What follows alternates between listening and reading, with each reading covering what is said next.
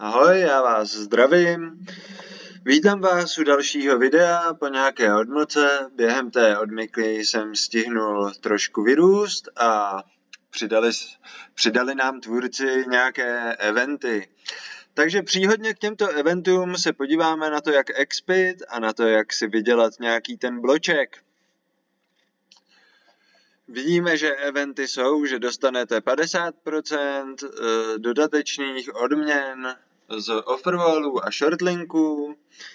Je tu další event, že dostanete 20% navíc, pokud si své krypto přeměníte na bloky, což jde dělat tímto způsobem. Select crypto block, set all, takhle bych si to mohl vyměnit, ale to já nechci. A získáváme víc mining tokenů. Dohromady dvakrát tolik ze všech možných věcí.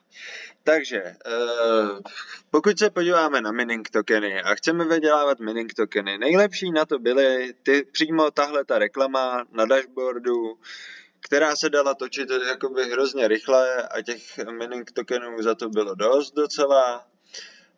Nyní už to bohužel nejde, protože tvůrce tu možnost zrušil. A již vám tohleto žádný mining tokeny nepřidává, navíc to přidává jenom 5 expů a o rewardě blokový se ani nemusíme bavit, to je nějaký 0,001, není to nejhorší, ale ani nejlepší. Takže pokud tvůrce opět zprovozní tu možnost, že budete dostávat mining tokeny za tyhle PTCčka, tak tady se vydělávají nejlépe. Já ale hlavně expim, takže já chci odměny nejvíc na expy, a na blokách tolik nelpím, protože to, co si vyklikám na blokách, tak to je minimum oproti tomu, co nainvestuji. Expů se dostává hodně. Z Faucetu ani ne, ale z Faucetu jsou zase dobrý. Z Faucetu jsou zase docela dobrý bloky a mining tokeny. Takže Faucet si dělejte určitě, kdykoliv to jde, kdykoliv si vzpomenete. Kdykoliv máte čas. Ježišmarja, no. Proč? Teď se můžete, no, výborně, nevím, co jsem dělal za chyby, určitě jste to viděli. Takže toto je klasický faucet, který jsem vám již ukazoval, jednou za půl hodiny si ho můžete kliknout a není nic jednoduššího.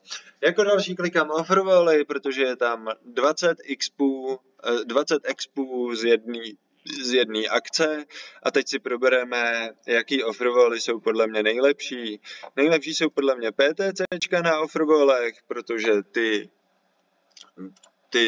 jsou nejrychlejší a jsou po 20 expech a dá se tam vyexpit fakt hodně. Já vždycky takhle otevřu jedno a ukážeme si vždycky jedno PTCčko, jak se dělá. Takže doběhne čas. Jo, musíme vykliknout tady tu reklamu a teď potvrdíme, že nejsme robot a máme splněno. Za toto jsme dostali 20 expů a nějaký ty bloky, který tady vidíte. Takže jako první a nejlepší asi je Bitcotask. Jako další máme Monlix. To samý. Jednoduchý offerwall. Doběhne nám. A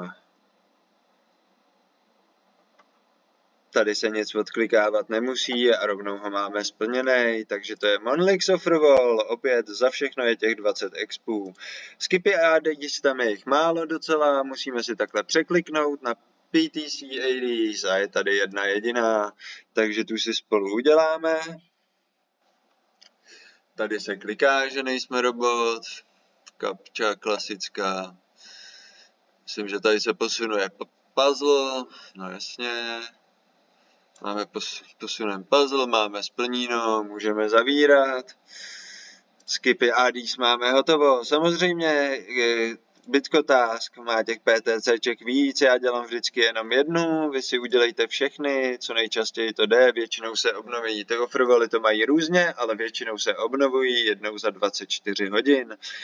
Na některých offerwallech, jako na evalu, si musíme překliknout na visit a uděláme si opět jeden offerwall, teda opět jedno PTCčko.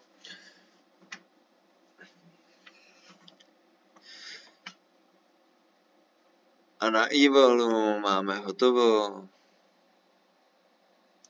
Klikneme, že nejsme robot. Můžeme zavírat. Takže to byl třetí. Timewall můžeme dělat, tam to není tak výhodný, protože aby jsme si... já myslím, že to jde s Googlem. Jo, protože aby jsme si mohli vybrat, tak potřebujete vždycky 100 bodů na jeden výběr a ten jeden výběr vám dá taky 20 expů a teda ty se vám tam střádají, ale expy jsou furt stejný, takže tady ten offerwall já moc nedělám. Surveys ne, kliky, jasný, tady Vive, nejsem robot, Vive, tak, to se nám otevřelo něco jiného, jo, to jsem posral, reopen link, jasně, musíte na něm být ten určitý čas, jak to moc nedělám, tady to krásně vidíte, tak máme hotovo, zpátky, hezky se nám ozval, takže až se docílí 100 bodů, nebo 0,001 bloku, můžete tady vzít windrawnout si bloky do svého mining block accountu a dostanete za to stejnou odměnu jako za jeden offerwall, jako za jedno PTCčko na jakýmkoliv jiném offerwallu. Já se omlouvám, mně se to docela plete. Tak to máme timewall, offer for all,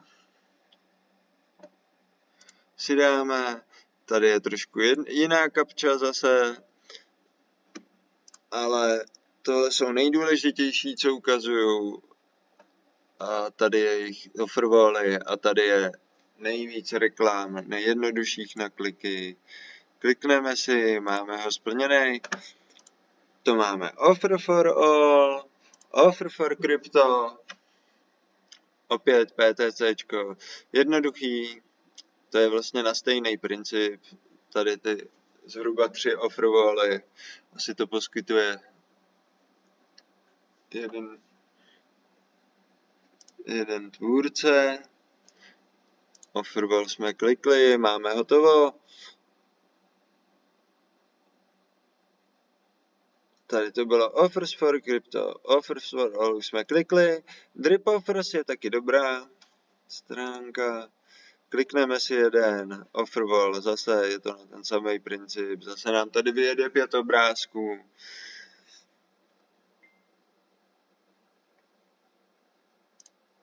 Klikneme si a je to... Já asi už nebudu klikat, já už asi jenom řeknu, co stojí za to. Takže teď skončili jsme na drip offers, takže ještě občas se objeví whale offers, máme tu jednu, občas určitě se objeví v extentivu, tady si musíme překliknout na PTCčko. Offerwall Media taky funguje, jsou tu PTCčka. Cryptout tady nejsou, ale myslím si, že se občas se tady nějaký objeví. A Multivol, to je ruský offerwall, taky funguje. Takže tady jsem vám ukázal to, co dělám já. Pokud máte ještě nějaký způsoby, jak přijít rychle k expům, tak mi je neváhejte napsat do mailu nebo napsat do komentářů. Já se s váma tímto loučím a budu se na vás těšit u dalšího videa.